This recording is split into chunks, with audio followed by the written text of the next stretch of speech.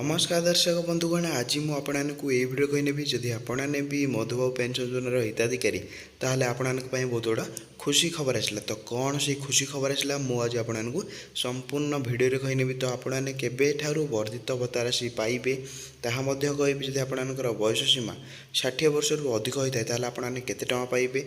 जदि आपनकर बयस 80 वर्ष रु अधिक होता है ताहले आपने केते टଙ୍କା पाइबे। जदि आपने विधवा विकलांग किंबा आपने भिन्नक्षम अक्षम होता है केते टଙ୍କା पाइबे मुझे आपको संपूर्ण वीडियो कही नेबी। दयाकोरी आपने वीडियो को प्रथम रु शेष पर्यंत देखूँ आपने सबकि जानीपारे। चलतु वीडियो को डेरी नक मु स्टार्ट कर नौची। तो आपण आखि सामने आपने देखिपे 3000 टंका हेब सर्वनिम्न पेंशन खूब शीघ्र घोषणा करिपारंती केंद्र सरकार। तो आपने देखिपे आपणकर जो 3000 टंका हेब सर्वनिम्न पेंशन। तो आपने भी एबे बहुत लोक मैंने एमती अच्छा जो मैंने कि बहुत थकी पड़े कहीं आपने सरकार कहते जब आपंकर बयस सीमा 60 रु 79 वर्ष होता है आपको 3000 टंका देवाई से आपणकर इलेक्शन पूर्व प्रतिश्रुति देते किंतु एबे भी आपणकर लागू हो न लोक मैंने बहुत रागिकी अच्छा से सरकार कौन कर आपणक 3000 टंका हेब बोली आपको प्रतिश्रुति पुणी थे दौरान। ता सहित कौन रही मुझे डिटेल कही नौ देखिए ये आपणकर अण संगठित क्षेत्र में कार्यरत कर्मचारी भल खबर। जदि आपने अण संगठित क्षेत्र में कार्य करुँचर कर्मचारी भल खबर बोली कहुच्छी। कारण केंद्र सरकार कर्मचारी पेंशन योजना EPAS अंतर्गत सर्वनिम्न पेंशन को 1000 टंका रु 3000 टंका को वृद्धि करने को प्रतिश्रुति देते। तो कौन प्रतिश्रुति देते देखिए यदि आपने अण संगठित क्षेत्र में कार्य करें आपण बहुत बड़ा भल खबर। कारण केंद्र सरकार कर्मचारी पेंशन योजना को अंतर्गत सर्वनिम्न पेंशन को देखिए आपणकर जो सर्वनिम्न पेंशन 1000 टंका थिला ताहाकू चेंज करिकी केबे एटा देखिए 1000 टंका रु 3000 टंका को वृद्धि करने को प्रस्तुत करछंती। तो आपने जो 1000 टंका पूर्व पाते एवं आपने 3000 टंका पाइपर बोली से नहीं सरकार प्रस्तुत करछंती। ता सहित कौन रही आगामी किछि मास भितर यह लागू हो पारे।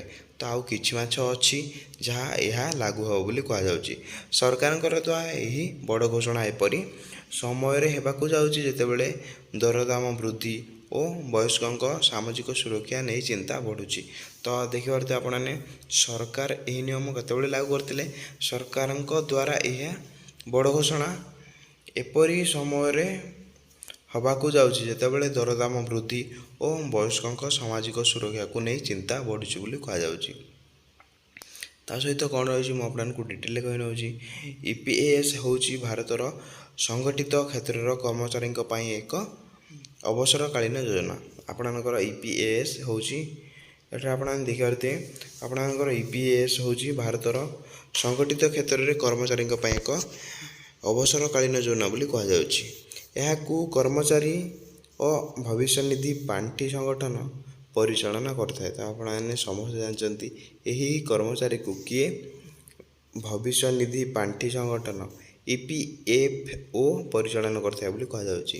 ता सहित कौन रही मुझे कही नौ यही संपर्क में जड़े सरकारी अधिकारी कहते जे सर्वनिम्न पेंशन प्रति मासरे 3000 टंका करने प्रस्तुति चली। तो आपने तो जापारे जड़े सरकारी अधिकारी कहते कौन कहते आपणकर जदि आपने सर्वनिम्न पेंशन प्रति मासरे 3000 टंका प्रस्तुति करिवारे चलछि बोली कहुच्छी। तो आपने केमिति 3000 टंका आपणकर सर्वनिम्न आपणकर भत्ता पाइपारे से नहीं प्रस्तुति चली बोली कहुच्छी। दीर्घ दिन हेब यही प्रस्ताव विचाराधीन चली। तो आपणकर दीर्घ दिन हेब यही आपणकर जो विचाराधीन चली बोली कहुच्छी। ता सहित कौन रही यह पूर्व 2020 केंद्र श्रम मंत्रालय सर्वनिम्न पेंशन 2000 टंका करने प्रस्ताव अर्थ मंत्रालय को पठा जाइथिला। तो यह पूर्व आपणकर केते 2020 मसीह यह 2000 टंका करने प्रस्ताव देता किंतु यारी मंजूरी मिलू ना। तो आपको 2020 कौन प्रोब्लेम होता है आप टंका पाइबार ना जेहेतु आपको 2020 यहाँ मंजूरी मिल पार ना से आपने टंका पाइबार ना। रिपोर्ट अनुसार ଶ୍ରମ ମନ୍ତ୍ରାଳୟ ବର୍ତ୍ତମାନ 3,000 ଟଙ୍କା ପେନ୍ସନ୍ ଲାଗୁ କରିବା ସହ ଜଡ଼ିତ ଅତିରିକ୍ତ ଖର୍ଚ୍ଚର ମୂଲ୍ୟାଙ୍କନ କରୁଛି। ତ ଆପଣମାନେ ଏବେ ଖୁସି ହେଇଯାଆନ୍ତୁ। ଏବେ କ'ଣ ରହିଛି ରିପୋର୍ଟ ଅନୁସାରେ ଆପଣଙ୍କର ଶ୍ରମ ମନ୍ତ୍ରାଳୟ ତ ବର୍ତ୍ତମାନ 3,000 ଟଙ୍କା ଦେବା ପାଇଁ ରାଜି ହେଇସାରିଛନ୍ତି। ତା ସହିତ ଆର୍ଥିକ ବର୍ଷ 2023-24ରେ ସରକାର EPS ପେନ୍ସନ୍ଭୋଗୀଙ୍କୁ ସର୍ବନିମ୍ନ ପେନ୍ସନ୍ ଦେବା ପାଇଁ 1,223 କୋଟି ଟଙ୍କା ଖର୍ଚ୍ଚ କରିଥିଲେ। ତ ଆପଣମାନେ ତ ଜାଣିଛନ୍ତି ଆର୍ଥିକ ବର୍ଷ 2023-24ରେ EPS ପେନ୍ସନ୍ଭୋଗୀଙ୍କୁ ସର୍ବନିମ୍ନ ପେନ୍ସନ୍ ଦେବା ପାଇଁ 1,223 କୋଟି ଟଙ୍କା ଖର୍ଚ୍ଚ କରିଥିଲେ ବୋଲି କୁହାଯାଉଛି, ଯାହା ପୂର୍ବ ବର୍ଷ ତୁଳନାରେ 36% ଅଧିକ। ପୂର୍ବରୁ ଯେତେ ବି ଟଙ୍କା ଦେଉଥିଲେ ତାହା ଗତ ବର୍ଷ କେତେ ଟଙ୍କା ବଢ଼ିଛି ଆପଣଙ୍କର 36% ଅଧିକ ଟଙ୍କା ବଢ଼ିଛି ବୋଲି କୁହାଯାଉଛି। ତା ସହିତ କ'ଣ ରହିଛି ମୁଁ ଆପଣଙ୍କୁ ଡିଟେଲରେ କହିନେଉଛି। ନିକଟରେ ବିଜେପି ସାଂସଦ ବସବରାଜ ବୋମାଇଙ୍କ ଅଧ୍ୟକ୍ଷତାରେ ଗଠିତ ସଂସଦୀୟ କମିଟି ଶ୍ରମ ମନ୍ତ୍ରାଳୟକୁ ସର୍ବନିମ୍ନ EPS ପେନ୍ସନ୍ ତତ୍କାଳ ବଢ଼ାଇବା ପାଇଁ ସୁପାରିଶ କରିଥିଲେ। ତ ତତ୍କାଳୀନ କେମିତି ବଢ଼ିବ ସେ ନେଇ ଆପଣଙ୍କର ଏଠାରେ ଆପଣଙ୍କର ବସବରାଜ ବୋମାଇଙ୍କ ଏଠାରେ ସେ ତତ୍କାଳୀନ କେମିତି ଟଙ୍କା ଲୋକମାନେ ପାଇପାରିବେ ସେ ନେଇ ସୁପାରିଶ କରିଥିଲେ। ଏହା ଛଡ଼ା ଦେଖିପାରୁଥିବେ ଆପଣଙ୍କ ନିକଟରେ ଏକ ସଂସଦୀୟ କମିଟି ଘରୋଇ କ୍ଷେତ୍ରରେ କାମ କରୁଥିବା ଲୋକଙ୍କ ପାଇଁ ସର୍ବନିମ୍ନ ପେନ୍ସନ୍ 1,000 ଟଙ୍କାରୁ 7,500 ଟଙ୍କାକୁ ବୃଦ୍ଧି କରିବା ପାଇଁ ସୁପାରିଶ କରିଥିଲେ। ଯଦି ଆପଣମାନେ ଏଠାରେ କ'ଣ ଘରୋଇ କ୍ଷେତ୍ରରେ କାମ କରୁଥିବା ଲୋକମାନେ ଯଦି ଆପଣମାନେ ଘରୋଇ କ୍ଷେତ୍ରରେ କାମ କରୁଛନ୍ତି ତାହେଲେ ଆପଣଙ୍କର ସର୍ବନିମ୍ନ ପେନ୍ସନ୍ 1,000 ଟଙ୍କାରୁ 7,500 ଟଙ୍କାକୁ ବୃଦ୍ଧି କରିବା ପାଇଁ ସୁପାରିଶ ଦେଇଥିଲେ। ଯଦି ଆପଣମାନେ ଘରୋଇ କାମ କରୁଛନ୍ତି ତାହେଲେ ଆପଣଙ୍କର ସର୍ବନିମ୍ନ ପେନ୍ସନ୍ କେତେ ଟଙ୍କା ପାଇପାରିବେ 1,000 ଟଙ୍କାରୁ ନେଇକି ଆପଣମାନେ 7,500 ଟଙ୍କା ପାଇପାରିବେ ବୋଲି କୁହାଯାଉଛି। ଶ୍ରମିକ ସଂଗଠନ ଏବଂ ପେନ୍ସନ୍ଭୋଗୀ ସଂଘଗୁଡ଼ିକର ଦୀର୍ଘ ଦିନର ଦାବି ହେଉଛି ଯେ ସର୍ବନିମ୍ନ ପେନ୍ସନ୍କୁ ପ୍ରତି ମାସରେ ଅତି କମ୍ରେ 7,500 ଟଙ୍କାକୁ ବୃଦ୍ଧି କରାଯାଏ। ସଂଘର କହିବା ହେଉଛି ବର୍ତ୍ତମାନ ମୁଦ୍ରାସ୍ଫୀତି ବହୁତ ବଢ଼ିଯାଇଛି। ତ ଆପଣଙ୍କର ସଂଘର କହିବା ଅନୁସାରେ କ'ଣ ଚାଲିଛି ଏବେ ବର୍ତ୍ତମାନ ମୁଦ୍ରାସ୍ଫୀତି ବହୁତ ବଢ଼ିଯାଇଛି, ତେଣୁ ପେନ୍ସନ୍ ମଧ୍ୟ ବୃଦ୍ଧି ହେବା ଉଚିତ। ଯେହେତୁ ମୁଦ୍ରା ଅଧିକ ହୋଇଯାଇଛି ସେଇଥିପାଇଁ ପେନ୍ସନ୍ ବି ଅଧିକ ହେବା ଦରକାର ବୋଲି କୁହାଯାଉଛି।